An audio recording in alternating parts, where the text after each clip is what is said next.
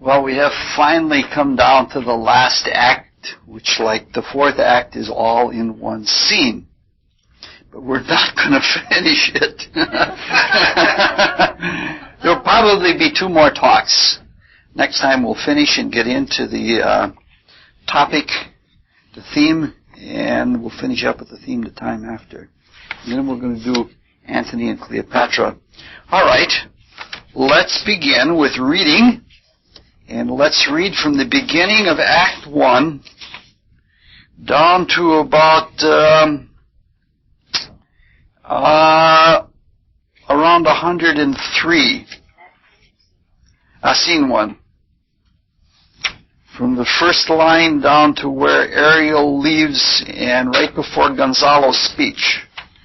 So there are only 2 roles to be read, Ariel and Prospero. And the Prospero role is very meaty. It has a lot of good poetry in.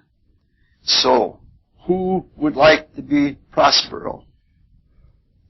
Ela, would you like to read Prospero?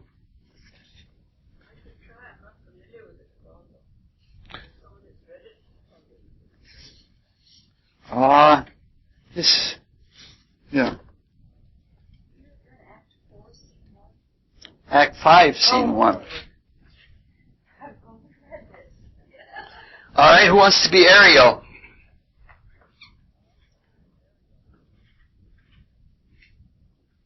I'll be Ariel. All right.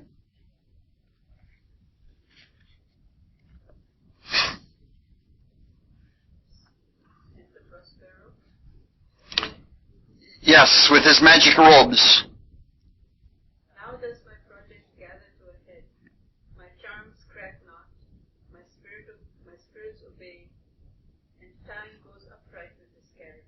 How's the day? On the 6th hour, at which time, my lord, you said our work would cease. I didn't say so, but first I raised the tempest. Say, my spirit, how fares the king and his followers? Confined together, in the same fashion as you gave in charge, just as you've left them, all prisoners, sir. In the time grove which weather fends yourself, they cannot budge till you release. The king, his brother, and yours abide, all 3 distracted, and the remainder mourning over them, brimful of sorrow and dismay, but chiefly him that you term, sir, the good old Lord Gonzalo. His tears run down his beard like winter's drops from eaves of reeds. Your charm so strongly works them, that if you now beheld them, your affections would become tender. Dost thou think so, spirit? Mine would, sir, were I human. And mine shall. Hast thou, without but air, the touch of feeling of their afflictions, and shall not myself? One of their kind, that relish all as sharply, passion as they, be kindlier moved than thou art? Though with their high wrongs I am struck to the quick, yet with my nobler reason gates my fury, do I take part. The rarer action is in virtue than in vengeance. They being penitent, the sole drift of my purpose does extend not a crown further. Go, release them, Ariel. My charms I'll break, their senses I'll restore, and they shall be themselves. I'll fetch them, sir. Ye elves of hills, brooks, standing lakes and groves, and ye that on the sands with printless foot do chase the ebbing Neptune, and do fly him when he comes back. You demi-puppets that by moonshine to the green sour ringlets make, whereof the yew not bites, and you whose pastime is to make midnight mushrooms, that rejoice to hear the solemn curfew, by whose aid weak masters though ye be, I have bedimmed the noontide sun, called forth the mutinous winds, and twixt the green sea and the azured vault set roaring war. To the dread rattling thunder have I given fire, and rifted Jove's stout oak with his own bolt. The strong base promontory have I made shake, and by the spurs plucked up the pine and cedar. Graves at my command have waked their sleepers, hoped and led them forth by my so potent art.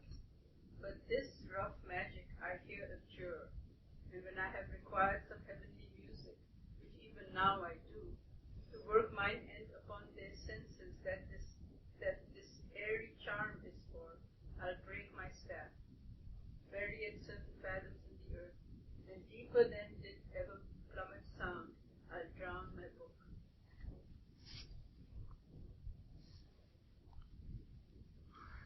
You have to continue yet. I know I'm just reading it. I sort of played a trick on you, I guess. So Alonso now walks in with Gonzales and Sebastian, Antonio, Adrian, and Francisco. To Alonso. A solemn air and the best comforter to an unsettled fancy. Cure thy brains, now useless, void within thy skull. Sebastian and Antonio. There stand, for you are spell-stopped, holy Gonzalo, honorable man, mine eyes insociable to the shore of thine called fellow-leaf drops. The charm dissolves apace, and as the morning steals upon the night, melting the darkness, so their rising senses begin to chase the ignorant fumes that mantle their clearer reason. O good Gonzalo, my true preserver, and a loyal servant whom thou followest, I will pay thy graces home both in word and deed. Most cruelly didst thou, Alonso, use me and my daughter. Thy brother was a furtherer in the act. Thou art pinched for it now, Sebastian. To Antonio. Flesh and blood, you brother mine, that entertained ambition, expelled remorse and nature, whom with Sebastian, whose inward pinches therefore are most strong, would here have killed your king. I do forgive thee, unnatural though thou art. Their understanding begins to swell, and the approaching tide will shortly fill the reasonable shore that now lies foul and muddy. Not one of them that yet looks on me or would know me. Ariel, fetch me the hat and rapier in my cell. Ariel goes to the cell. I will discase me and myself present as I was sometimes in Milan. Quickly, spirit, thou shalt ere long be free. Where the bee sucks, there suck I. In the cowslip's bell I lie. Where I couch when the owls do cry, on the bat's back I do fly. After summer merrily, merrily and merrily shall I live now, under the blossom that hangs on the bough. Why, that's my dainty Ariel, I shall miss thee, and yet thou shalt have freedom. So, to the king's ship, invisible as thou art. There shalt thou find the mariners asleep under the hatches, the master and the boatswain being awake, enforce them to this place. Presently, I pray thee. I'll drink the air before me, and return, or ere your pulse beat twice. All right. All of it is beautiful. To be able to write even one sentence like that, wow. Well, it is time for a little fairyology. I would say fairy lore, but lore implies something like a hearsay kind of knowledge, and we want the real thing. To the best of my knowledge, which is not Seer's knowledge, Shakespeare seems to grade out pretty well in fairyology. Around line 19 is an important point where, speaking of emotions, Ariel says, I would feel were I human. Shakespeare makes it very clear that fairies are not little humans made out of air or ether. The line and the response by Prospero indicate that they are something else, something incapable of true emotion. Now, there are many, many, many creatures in the inner worlds, and there are various ways that they have been categorized. And one very helpful way that gets us to the subject of fairies is categorization by composition. According to the mystic seers, the trained clairvoyants, there are beings of simple and of compound composition. And there are people of complete and incomplete composition. When we say composition, we mean the constitution itself, the stuff out of which bodies are made. Bodies are vehicles. They're vehicles of consciousness, and they are vehicles of consciousness of the worlds of which they are composed. In order for any being, including the Almighty, to be conscious of a world or of a realm, that being must have evolved a body or a vehicle of consciousness that corresponds to the stuff of that world. Unless you have experience, you cannot have consciousness of a world. It's pretty simple. It's pretty evident. For example, we can't be conscious of this chemical region of the physical world without having a dense physical body composed of regular physical matter. Even the dead, or the so-called dead humans, do not fully appreciate what's going on in this realm. They have an inductive or an indirect sense of what's going on, but once they've given up their body, they do not know in a fully experiential way the way we do. Some beings, such as angels, do not have dense physical bodies. They never have, and they probably never will. So they don't have a waking consciousness of this world. And this proves out in the way that they lead the various evolving beings that aren't self-conscious, that are their charges. For example, they don't understand the laws of physics the way we understand the laws of physics. Like when I used to ride my bike along the shore drive to work, if I was on the bike, the ducks were a little afraid. If I walked by, they were very much afraid. But if I drove a car, they weren't afraid at all. Because the spirits that were guiding the ducks had no consciousness of a motor vehicle. And if they couldn't see a human, they couldn't react. If they saw a human on a bicycle, they could react. But walking, they certainly did. So the angels only, for example, have experience of this world indirectly through the ethers which have precipitated this world in the bodies in it. Now, evolving a body that relates to a world is not a quick and easy thing. It's not like you have one experience of the material world and you know what it is all about. It's not like that.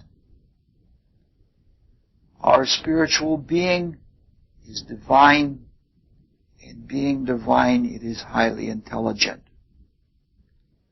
And some of the works, or some of the realms that it works in, are very subtle and very supple.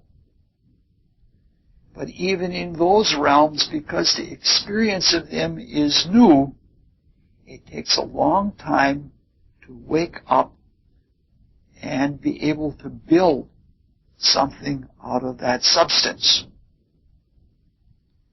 Even after we have developed a body, like a body of an amoeba, that still has to undergo a long metamorphosis. It has to go through all kinds of experiences to become more and more sensitive and aware to more and more conditions in the material world. It has to evolve. Because the material world is evolving, that means even more evolution on the part of the beings that manifest in it. The evolutionary conception that material science has of everything leading up to our human vehicles having been developed over a few billion years is sort of like wishful thinking. It took us a long time. Material science has no concept of all of the previous stages that led up to this physical earth that made possible the rapid evolution over a few billion years so easy. It's not to take pot shots or cheap shots at material science, because material scientists do an excellent job with the limited tools and the conception that they have, but it's limited. Mystic seers, on the other hand, think that it took much longer. They don't even think, they know, because they have seen it and they have followed the progress of humans over millions and millions and millions of years. The composition of the human personality is compound. Our compound personality is not limited to just the dense physical body. Our dense physical body does utilize solids, liquids, and gases, but our whole personality is not limited to just the solids, liquids, and gases. Our being uses stuff from a number of other realms. Truly, our nature, we the watchers, we the livers, we the doers, are spiritual. We're part of the universal spirit.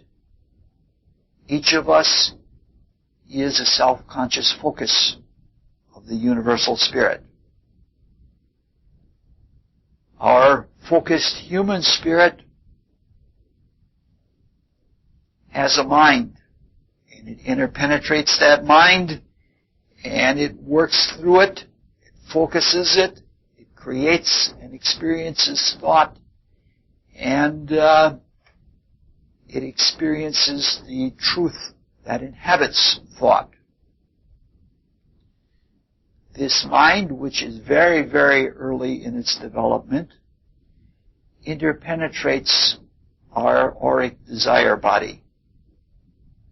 Our auric desire body allows us to experience desire, emotion, feeling, passion, and it gives us the ability to motivate or to experience motivation to take action in the same way that the mind gives us a reason to take action. The desire body interpenetrates the etheric vehicle, and the etheric vehicle gives us vital life. We can experience the realm of life and energy and everything that passes through it. And it is out of this etheric body that we precipitate our physical body, which is our oldest vehicle and by far our most perfect. So we are a compound being in our personality. The spirit can see truth. It can be motivated to do or to not do something. And it has the energy to do something. And it has the form to experience by impact, by direct experience, the external world. So we're compound. Not all of these elements of which we are compound are harmonious with each other. For example, the etheric vital body would have us live and live and live, and we would vegetate. The desire body would have us act all the time to the point that we would deteriorate the physical body. And so there is, in the compound personality, there is always struggle between the differing elements that compose it. Now, around us there are other compound beings that are not complete. For example, animals do not have yet waking self-conscious spiritual awareness. They don't have a mind that they can ratiocinate. Plants have even less of a compound constitution. They're even more incomplete. The plants and animals work on their feelings indirectly from without. And they are in group spirits, higher intelligences than humans, that guide them through the experiences that they need to wake up to new capabilities, to new spiritual powers. These are compound personalities. Then there are simple compositions. There are beings that are composed of the stuff of only one realm, and sometimes the stuff of a sub-realm, even more specialized. A being that is composed of one realm is called an elemental, because it is of single element composition. There are no elementals in the chemical region of the dense physical world. Minerals are made exclusively of the chemical stuff, but their consciousness is so deeply unconscious that they can't be elementals. Fairies are elementals. Their manifest existence is limited to the etheric realm. Some kinds of fairies are associated with sub-realms. There are fairies for each of the four ethers. In Rosicrucian parlance, for centuries now, the gnomes have been associated with the chemical ether. The undines are associated with the life ether. The sylphs are associated with the light ether. And the salamanders are associated with the reflecting ether. They are associated or made completely out of life ether. Yes. Air. The light ether. Yes. Salamanders with the reflecting ether. Reflecting, yeah. Different schools have different names for them. That's the ones we're using. Fairies, even in their elemental state, participate in the work of nature. But when they participate, they are not participating in their own ongoing evolution. They are manifest projection. Projections within the being that creates them. The being that is in charge of the creative or evolutionary work that they participate in. In the ethers, that's usually the angels. Fairies are not. Always got. I didn't even hear it. Cell phone. Yes. Fairies are not self-conscious. they have something like a pseudo-self-consciousness, or they have something like a pseudo-personality, which they borrow from the being in which they are manifest. With this low-grade consciousness, they can mimic and take the forms and actions of beings that they see around them, especially human beings. Because we're self-conscious, they borrow from us, as well as from the angels. So the fairies are something like cells that support and take all of their direction from the being in which they are manifest. Their consciousness is simple, accepting, innocent, pure. Even when they are disturbed, they don't have warring elements inside of themselves. Ariel is probably a sylph, because he's so much associated with the airy element. Each of the four ethers is analogously associated with one of the four general phenomenal realms. The chemical ether is associated with the physical world. The life ether is associated with the etheric. The light ether, associated with air, is also associated with the desire world. And the light ether is associated with fire, and it is associated with the region of thought. So each of the four elements, each of the four kinds of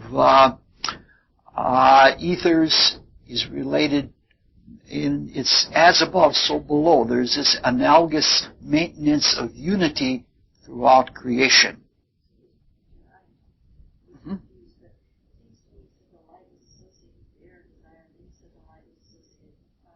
No, the reflecting is associated with fire and with thought. I'm sorry. I may have spoken too swiftly there. Yeah, it's all right.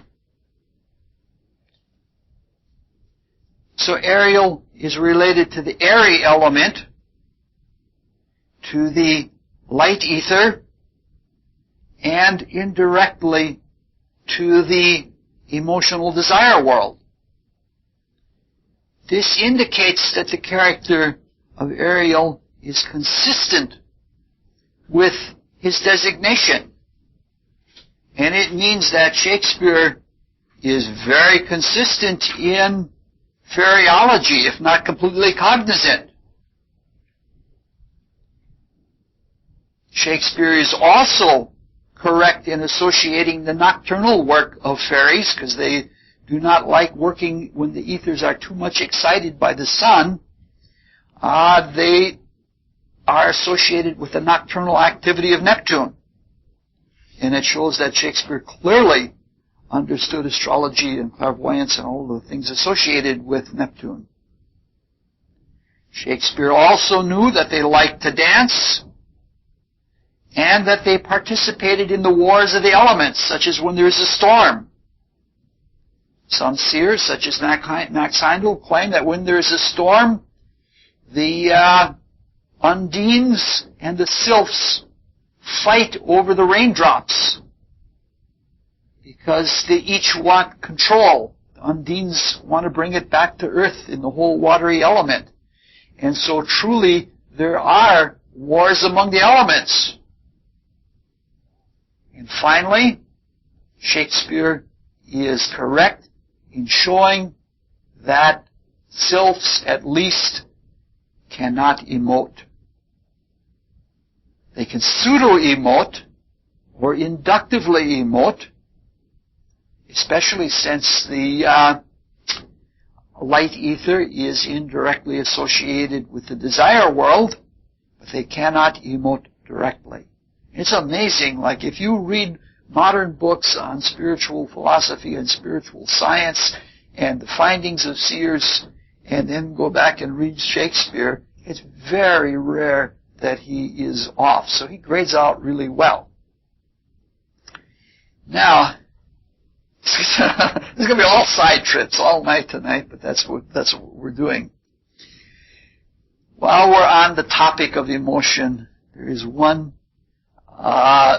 fact about emotionality that is implied in this passage if you read it carefully, and I'd like to address that for a few minutes because I believe it's really important to a healthy emotional life, and it brings out one of the pro-evolutionary factors involved in acting. When Prospero makes his statement about virtue being rarer than vengeance, he says that's a rare emotional response, but he's also saying some other things which is rare about emotion. If you read through the passage that we've just read through, both Ariel and Prospero speak about the effective side of emotion rather than the causal side. Both Prospero and Ariel speak about the effect of emotions on others, which is not usual. Prospero especially speaks about the effect of his emotions on others. It does happen that undeveloped people sometimes are aware of the effect of their emotions on others. That's what a child does when it throws temper tantrums. It knows that if it makes enough of an emotional harangue, it'll get what it wants. But that is very limited behavior, and it's not a frequent thing. What more often happens is we get bound up in our own aura. We get caught up on our own emotions, and we think about our feelings and the importance of them. It's always our feelings that are hurt and not somebody else's. We don't think about others and what our effect is on them. And sometimes we're surprised when people are indifferent or offended by our emotional displays because we know what we mean in our feelings. We don't realize how subjective we are in our emoting.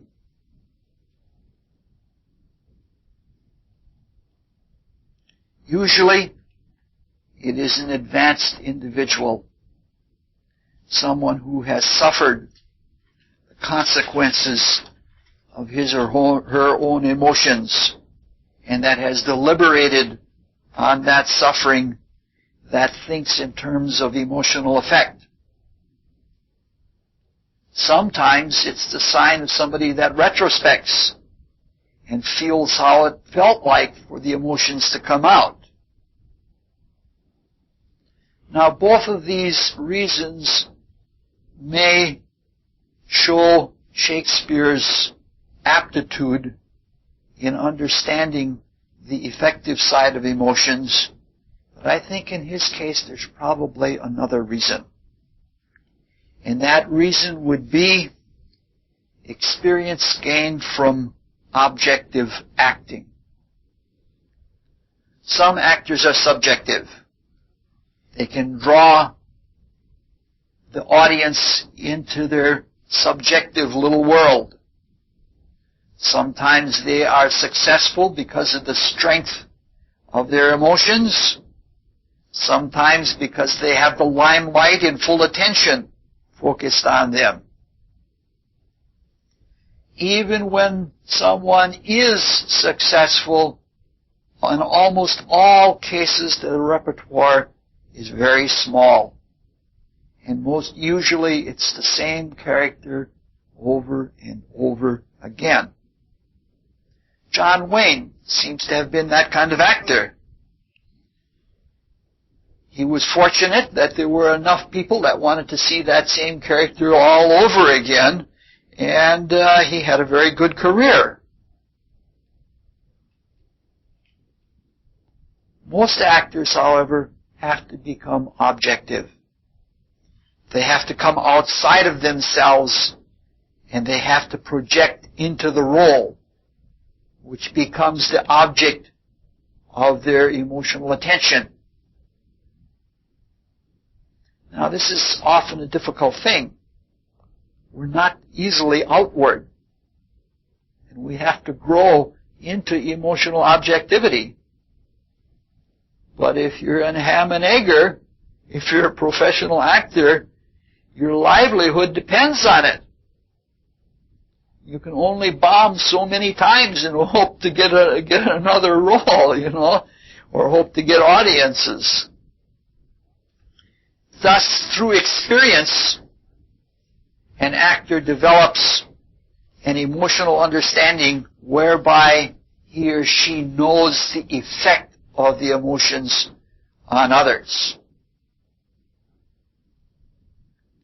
This objectivity of emotionality and the ability of the actor to get out of the normal personality, the normal bound and limited personality, and to express and experience other things, especially if it's a lofty, heroic role, is why the mysteries were celebrated as dramas. Only they were amateur dramas, and intentionally so. Even Rudolf Steiner, when he did his mystery plays, all of his mystery plays were meant to be amateur. The whole idea of being a practiced and skilled actor wasn't what was important. To be successful in a mystery play, you have to get out of yourself genuinely and for real and experience something greater than yourself, especially something heroic that takes you beyond the human state. It even happens sometimes to actors. It isn't just an activity that actors do. They really do get out of themselves. Anyway, this ability to be keenly aware of one's emotions, the effect of one's emotions on others, is very pro-evolutionary, and it's something that it would be well for us to practice as a way of life. Now there's one other aspect of this part of the play, and this passage brings it up, and it is something that has very sobering spiritual relevance. It's also something that's somewhat hackneyed. It is a topic that has probably spawned more PhD theses in English literature than any other subject, and that is the comparison and especially the contrast of Puck in A Midsummer Night's Dream and Ariel in this play. Now, so much has been written on the subject from so many points of view that we're going to have a very limited discussion to just get to one point. It has to do with our spiritual lives and not necessarily about all kinds of niceties of literature. The one issue might be placed in one single question. If they are both fairies, why is Puck so cheery, eager, and delightful, while Ariel is so somber, and he's sad, and he's heavy, he's duty-bound, he wants to get free all the time? Probably both of them are sylph-like fairies. So one would expect them to be more alike. Sylphs are associated with the airy element. And all the airy signs in astrology, Gemini, Libra, and Aquarius, they're fairly similar to each other. They don't have night and day differences. They're all kind of light, and they're deft, and they're very impersonal. Now, you could say, well, that maybe Puck was written when Shakespeare was younger, which is the truth. And being younger, he was filled with youthful hopes and enthusiasm and liked to play. While Ariel was created in his last play, or what is reputedly his last play, when he was at the end of his career and had tasted more of the dregs of life. I think there's a good deal to that. But I also think that there are probably other contributory causes. Cause and consequence isn't one thing producing one thing. They try to do that in laboratories, have one cause and one effect. But usually in human things, there are many things that participate in one effect, and that one effect has many sides to it. Let's look at it in a very different way. Let's look to another poet. Bob Dylan was a very good poet, or is a very good poet, and a lyricist. He has some really good things to say. In one of his lyrics, he says, everybody has to serve someone. Everybody has to serve someone. Service is the stuff of our active existence. It is the stuff of our evolutionary career, both in creativity and in our life developments. One of the points Bob Dylan makes in his song is that we have the choice of serving powers of darkness and destruction or the powers of light and construction. Puck serves the king of the fairies, and he fixes up love spats, both human and fairy love spats. Ariel serves a human being who is trying to redeem an evil and aggrieved situation. It is serving a human that probably contributes to his somber and duty-bound character. According to most bona fide seers, fairies can't stand to be around humans. Our selfish and our malevolent attitudes and our harsh materialistic vibrations are inimical to them. It's almost like disintegrating to them, and they can't stand to be around it. It's very much a tribute to one's character, more than any medal or any honor that humans can give to you. It's a tribute to your character if you have a household fairy where you live. Because fairies normally can't stand being around destructive attitudes like killing grain moths.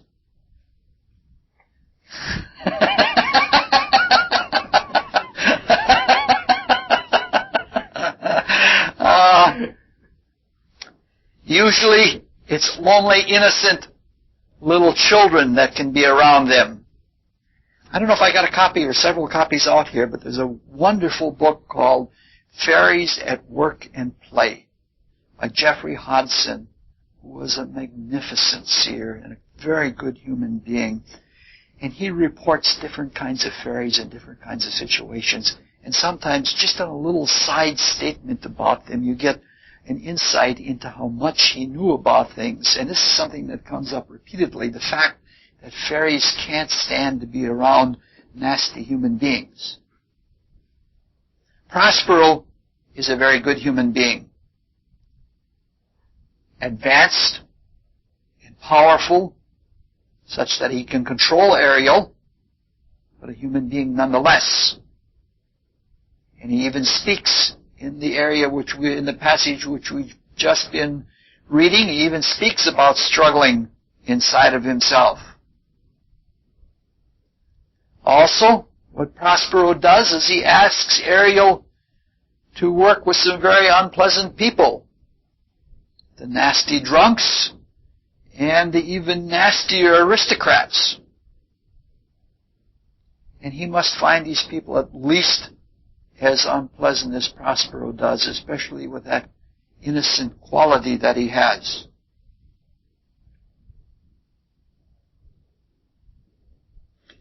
Fairies do not have self-consciousness, but they have some idea of what they do, what their activity is. I don't believe that they pull stools out from people who are about to sit down, as Puck says he does. I don't believe that at all.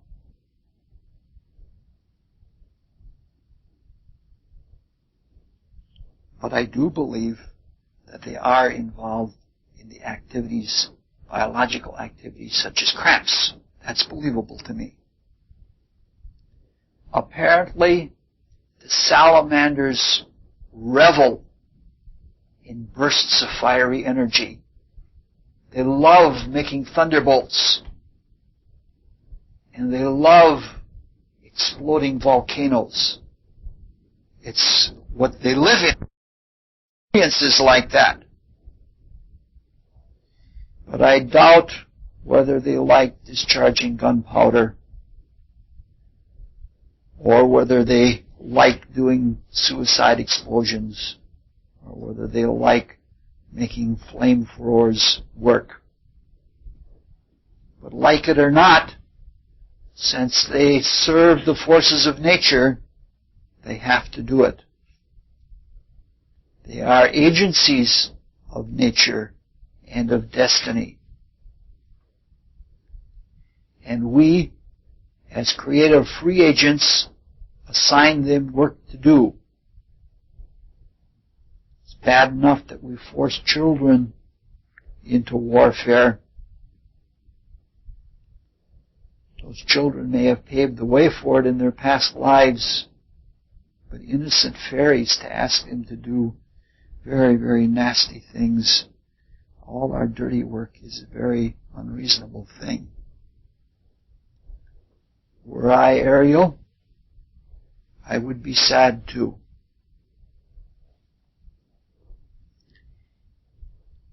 Between lines 58 and 86, we find substantiation for the thesis of the evolution of consciousness in the characters that we've been putting forth. The drunks can only hear the inner worlds, or mostly only hear. The aristocrats can see, but they can't participate in it. And Ferdinand and Miranda can both see and hear and to some extent participate. Ferdinand and Miranda are also strong enough so that they can pass from one world or one state of consciousness to another instantaneously. The aristocrats are not so strong. They have to be brought out of their inner world state very, very slowly. And that state probably is a trance, because they didn't have the soul power enough to experience what Prospero wanted them to experience any other way. There are probably other reasons for their entranced state, because when they went into that trance, they were experiencing deep remorse about their treatment of Prospero.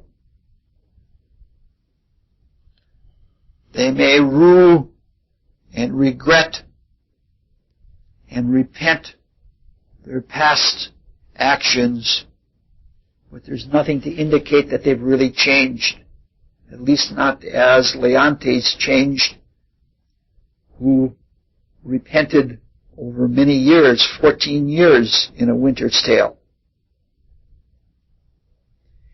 Their remorse had been brought to the surface by Prospero, which a true spiritual teacher can do, because it was unlikely that they would bring it to the surface on their own. Who of us really wants to bring up our nastiness to the surface? when we, as spiritual aspirants, try to view our actions and the consequences of them, when we look at the events of the day in retrospection, when we retire at night, we often fall asleep, usually fall asleep.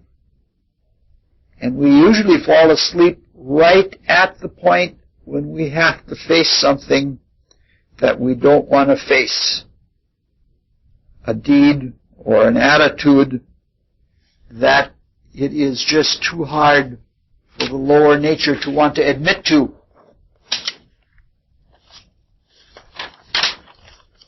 The lower nature doesn't want to give up its commanding position. And so it will take sleep rather than cleansing. Psychologists call this psychological resistance. And there's another thing involved in this. When we look back in cleansing and remorse, if we're doing it in an organized fashion,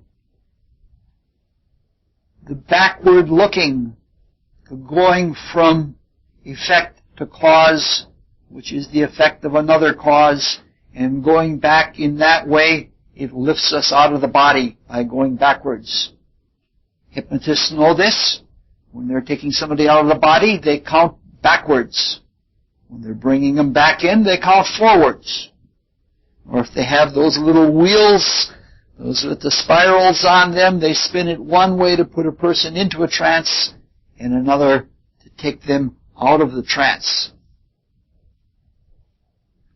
If we don't have enough will, and if we're not in control of our consciousness in the inner bodies, because we haven't learned how to fully transfer waking self-consciousness to them bodies, we can get ourselves in some awfully strange places.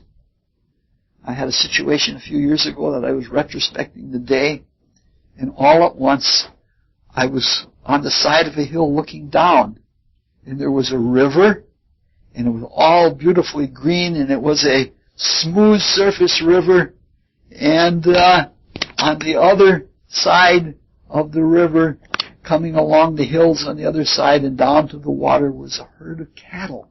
And they came down to drink, and I was just amazed at how beautiful it was. And all at once I said, wait a minute, I didn't do this today. If you don't have the self-consciousness and you're not in control of yourself, you get into some awfully strange places in the inner worlds. And we get into some trance-like states where we don't know whether we're in this world or that. So something like that is what has happened to the aristocrats. Now, when they're coming to their senses, something very funny happens. Prospero reads out their sins and virtues to them. Now you can ask yourself the question, or at least I ask myself the question, why is he doing this? They surely know what their sins are. And the audience knows because they've been told this is twice over the audience has been told. So why is this being done? You could speculate and say that Prospero is telling them off. He's getting it off his chest so that forgiveness will come easier. However, beside telling off or reading out the nasty ones, he also does it to the good ones. So there has to be something else that's going on. There is a passage in the Gospels where Christ Jesus is speaking of a new era of light and life and love that is to come in the future. That era is in Christianity called the return of Christ. In mythology, it could be called the return of King Arthur. In the Orient, it is called the reestablishment of the Dharma. It has various other names in other cultures. But when referring to that time, Christ Jesus says the secrets that have been from the foundation of the earth will be shouted from the rooftops, just the way Prospero is doing. Now, some of those secrets referred to are spiritual things, things that we have hidden from ourselves by our materialistic preoccupation, our defocus from the spiritual world and exclusive focusing into the material. Some of these secrets are secrets in our personal psychology that we don't often admit to ourselves. These days you hear the words quite a bit. He or she is in denial. Now, some of it is obviously a pop fad, and some of it is in projection or something like that. But often, most often, it's valid. Before we can treat or cure or transmute unregenerate behavior, we have to know that it is there. It's not easy for our pride to say, I am an alcoholic. It's not easy to stand before someone and say, I have sinned against you. They're not easy things to do. However, once it has been done, and the truth is objectified, then the correction and the improvement can begin.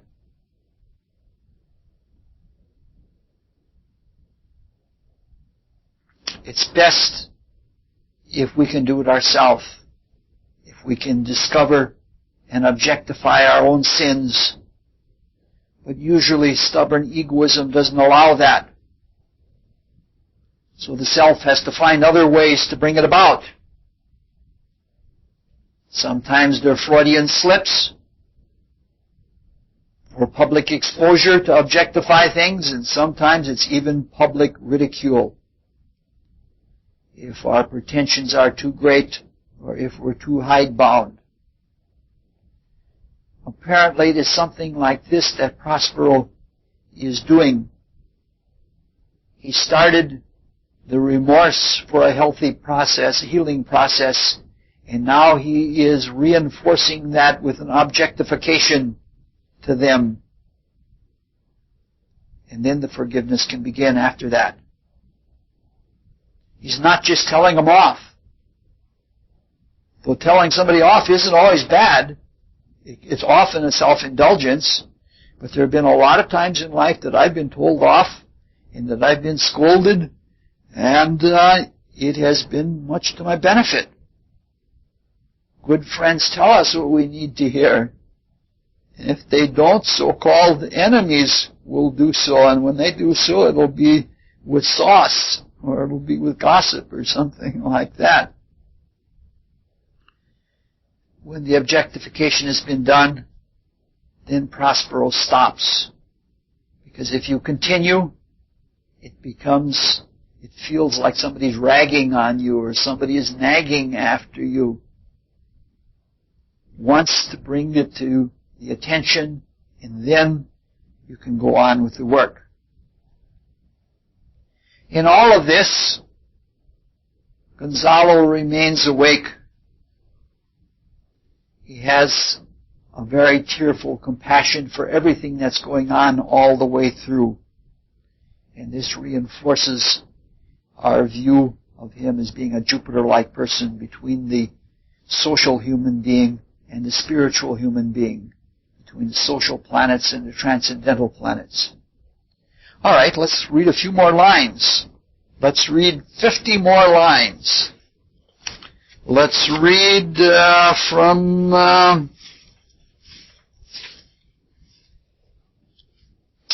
Gonzalo's statement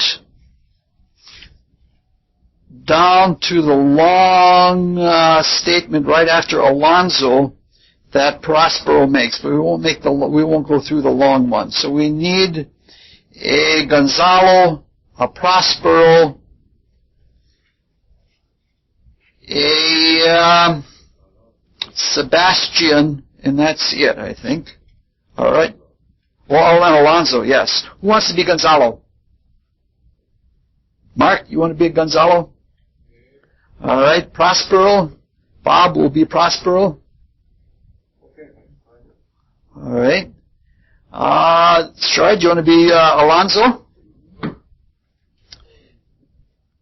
We'll give you a one-liner, Roz. We'll give you Sebastian. Yes, it's a good line. All right, Gonzalo leads off. All torment, trouble, wonder, and amazement inhabit us here. Heavenly power guide us out of this fearful country. Behold, Sir King, the wrong Duke of Milan, Prospero. For more assurance that a living prince does not speak to thee, I embrace thy body, and to thy and thy company I bid a hearty welcome. Where thou beest he or no, or some enchanted trifle to abuse me, as late as I have been, I not know. Thy pulse beats as of flesh and blood, and since I saw thee, the affliction of my mind and limbs, with which I fear a madness held me. This must crave, and if this be at all a most strange story, thy dukedom I resign, and do entreat thou pardon me my wrongs. But how should Prospero be living, and there be here, and then end be here? First, noble friend, let me embrace thine age, whose honor cannot be measured or defined. Whether this be or be not, I will not swear. You do yet taste some subtleties, O the isle, that will not let you believe certain things certain. Welcome, my friends all. But you, my embrace of lords, were I so minded, I could pluck his highness frown upon you, and justify you traitors. At this time I will tell no tales. The devil sees so much. No, for you, most wicked sir, whom you call brother, would even infect my mouth. I do forgive thy rankest fault, all of them, and require my dukedom of thee, which perforce I know thou must restore. Thou bidst, Prospero, give us particulars of thy preservation. How thou hast met us here, whom 3 hours since were wrecked upon the shore, where I have lost. How sharp the point of remembrance is, my dear Sir Ferdinand. I am all for it, sir. Try it, you're back up again. Irreparable is the loss, and patience says it is past a cure. I rather think you have not sought her help, of whose soft grace for the like loss I have sovereign aid, and rest myself content. You the like loss? As great to me as late, and unsupportable, to make the dear loss, have I much weaker than you may call to comfort you, for I have lost my daughter. A daughter? Oh heavens, that they were living both in Naples, the king and queen there. That they were, I wish myself were mudded in that cozy bed. Where my son lies. When did thou lose your daughter? That's fair enough. Okay. We have only about 8 pages of notes on this, and then some missed at that. The path of the mystery schools is a very democratic path. In reality, everyone is equal in spirit, in the one Spirit. This is so especially for fraternal organizations, even those that have devolved away from the mystery schools. At one time, the King of England had to go to a blacksmith to receive a ceremonial initiation. Prospero has faced himself. He has faced the divinity and everything that was unsavory in his being. He's probably been humbled and humiliated. He's probably been glorified in this kind of activity.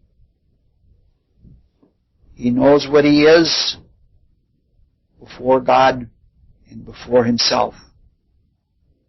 So when he addresses Alonzo, he doesn't need to obsequiously fawn before him. And he has the grace to not lord his power over him. It is equal to equal. When he addresses the king, it is not with pride, and it is not with shame. It's the kind of self-respect and the self-honesty that all of us want to have. Now there's, in this part that we just looked at, there's something that is intimated that I came to some understandings about in the late 60s and early 70s. At that time, I had a lot of interactions with people from the psychedelic subculture. I used to clean up the floor of the store, and I'd find joints and hits of acid laying on the floor. Most of the people that I interacted with at that time had taken LSD, and it had changed their lives radically.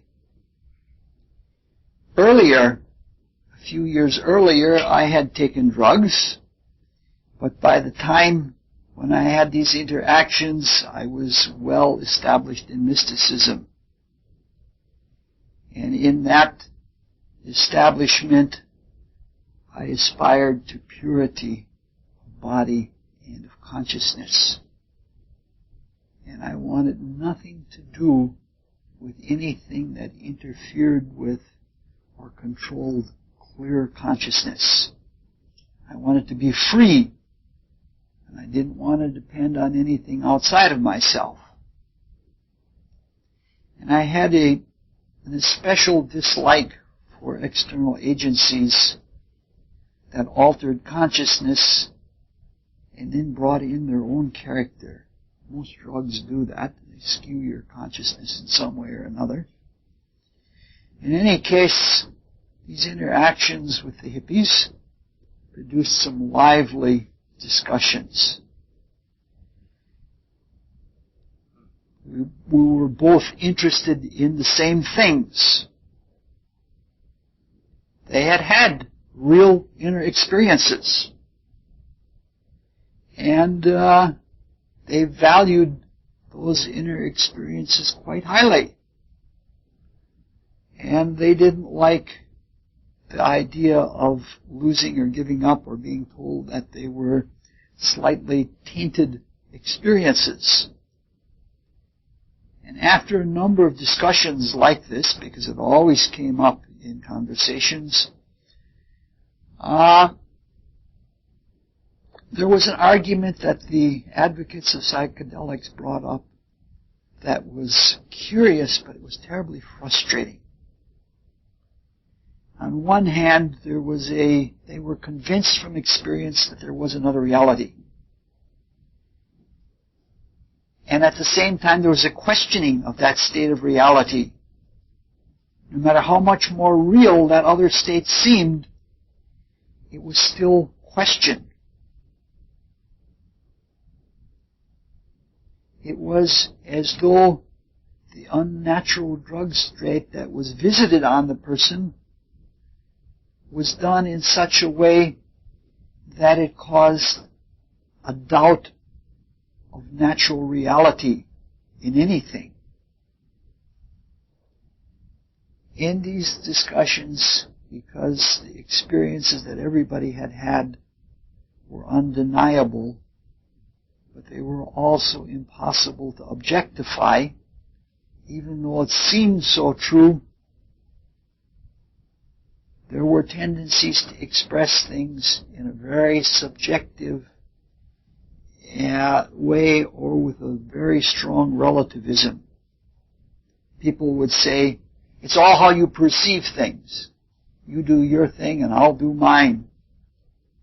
It's how you perceive things, all subjective. Or your reality may not be the same as my reality. Relativism. But whether these statements were relativism or subjectivism or whatever, there was always one statement that went along with them. And that was, it's all a game. It's all a game. And I could never figure this out. I could see that it was some aberration of consciousness that was coming about as a result of the drug experience, but I couldn't understand it. And then one day I had a conversation with a very dear friend who is a magnificent intuitive thinker. His name is Al Dong. And I mentioned to him in the conversation that it's all a game. And I mentioned that it was identical to a lot of the writings of the existentialists, especially the artistic existentialists. They said it's all a game too. And it was pretty clear that they weren't taking drugs. Well, Al's response really opened something up for me. It was something to the effect of, it all depends at what stage of development one forms a philosophy. And he went on to imply a thesis that I've expanded on a good deal, but he implied that if one forms or sets down a philosophy before all the important facts are in, or before one has grown into a new realm, there would be a tendency to see the world as nonsensical or illogical. Whereas if a philosophy were precipitated after one had grown into the experience, the philosophy wouldn't seem so random, or it wouldn't seem so game-like. And this described exactly why those words were so frequent among psychedelic experimenters.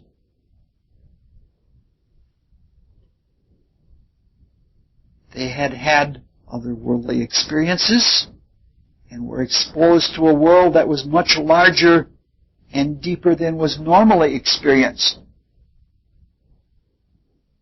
Normal common sense materialism failed to explain what they had experienced.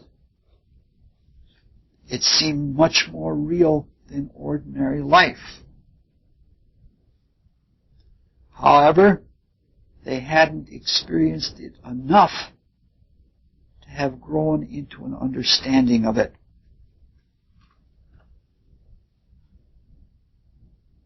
That's not an indictment of the hippies, because other world experiences, even if self-projected or self-developed, are overwhelming. And to find clear, objective statements about a world that is that chaotic and that has that much going on, clear statements like Heindel and Steiner and other seers make, it's really remarkable that they can do that. It also explained to me why existentialists who had these big, broad minds hadn't developed their heart whereby they could sense purpose between or within what they were experiencing with their mind. And so it was like a game to them. Gradually this describes, if you take this principle, it describes the whole history of philosophy. And it has also led me to try to not harden any kind of philosophy or set any kind of philosophy, but always to have a wait-and-see attitude. In fact, I am even turned off by philosophies that are rote, that this is the way it is.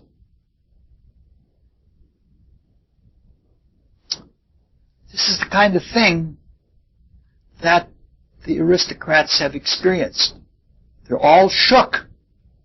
They have experienced another greater reality. Things that contradict everything they knew, everything they believed true.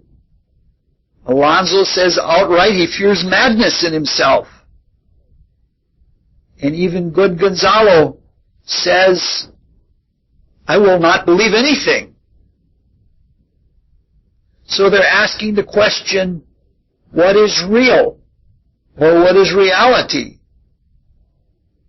A materialist would say it was all illusion or it was all hallucination, but it's a mighty strong illusion that causes people to change their lives as radically as they do. The fact that that illusion is planned and orchestrated by Prospero, who calls all of his shots before he makes them, also rules out the idea that it's all illusion.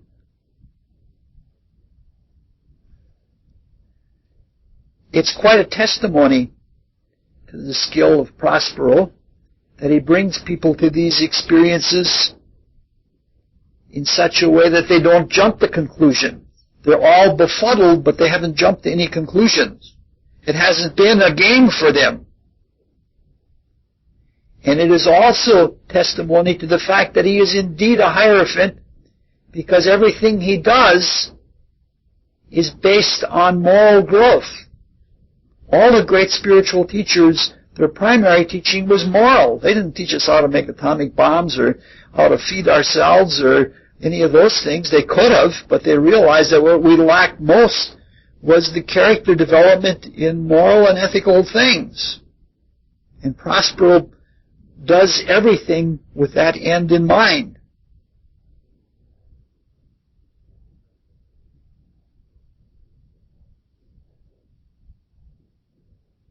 People who seek remarkable experiences without first paying heed to the moral and ethical things either end up as being prey to entities in the inner world, or they become black magicians or something like that. Now there's one little sub-vignette in here that I think is one of the most clever things that Shakespeare did in staging things. For years, I have believed that when people are confronted with the unknown, in their insecurity, they try to fill the unknown with their beliefs about the known. They can't stand a vacuum, or they can't stand not knowing something, so they try to manipulate the unknown. Now that's a very deep idea. If you take the cosmological implications of that, we could spend hours and hours at it, but we won't do that. It has proven very practical for me. Often when you meet strangers and you want to see where they're coming from, you want to get a read on them really quickly, one of the best things you can do is introduce something that's completely unknown. My favorite unknown that I like to introduce into conversations is UFOs. Because everybody thinks they know about it. And it is amazing at how quickly people will open themselves when you bring out UFOs. Some will say they're of the devil. Others will say they're angels. Others will say they're invaders.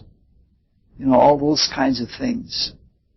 Very few people will say, I don't know. I had one particularly interesting thing. We had an experiment back in the mid-70s, maybe even the early 70s, at Argonne Laboratory in Illinois. And there were long rides down and long rides back, and they were just terrible rides, and nobody wanted to fall asleep at the wheel, so you tried to have conversations. So I'm driving down the road, and there's a grad student sitting next to me, and a lifetime associate scientist sitting in the back seat. And I turn to the grad student and I'd say, Bill, have you seen any UFOs lately? The scientist in the back says, there are no UFOs. If there were, they would have been in touch with the intelligentsia by now, meaning him. And needless to say, we had a really lively conversation all the way back. You know immediately what you have to deal with. You know you're dealing with somebody that's arrogant about his scientific knowledge.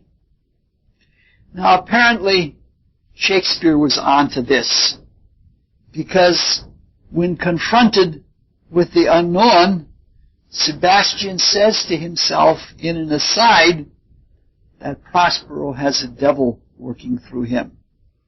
Immediately, you know, Prospero knows where he's coming from. But here's the clever thing that Shakespeare does. Prospero immediately turns to Sebastian and tells him exactly what he is. He tells him exactly what he is in the same way that Christ Jesus did when the same accusation was put on Christ Jesus. But the beautiful thing is the double take on it. Sebastian's statement was an aside. It was meant for himself alone. And this is the only case that I know of in all of Shakespeare where an aside is overheard when it wasn't intended to be overheard. There are several cases, like in Hamlet, for example, where there is an aside made and it was intended to be heard. And this is a really neat thing. By this stroke, Shakespeare simulates mind reading. And he does it in a really neat way, as if Prospero were reading the thoughts of Sebastian.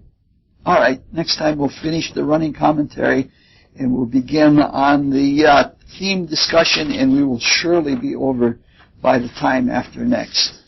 What do you mean by it's all in the game? It's all a game? Where people think that there's no meaning to this. That it's all just like a game. When you play a game, everybody assumes that these rules are here and you're playing the game and that's it.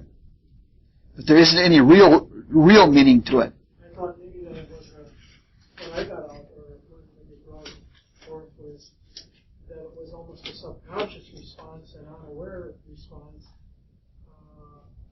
of the subconscious to the conscious, that it knows what's going on, but it's not going to admit, or it's going to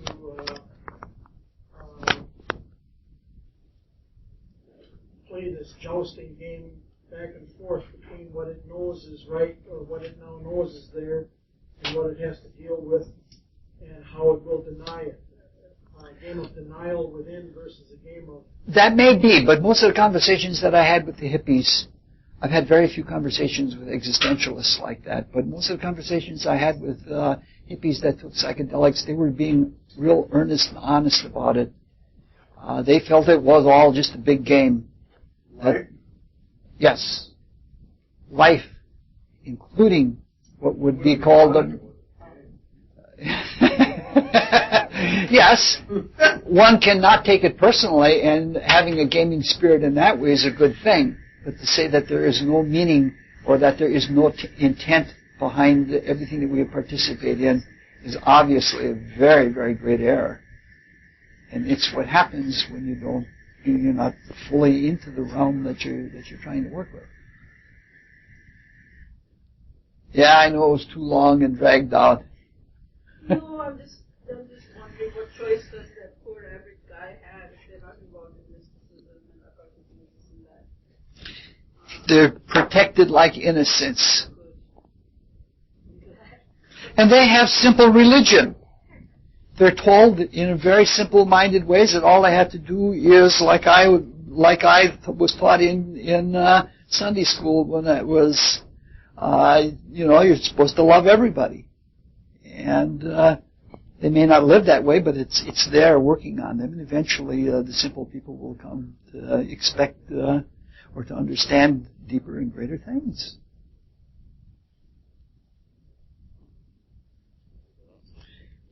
Thank you much.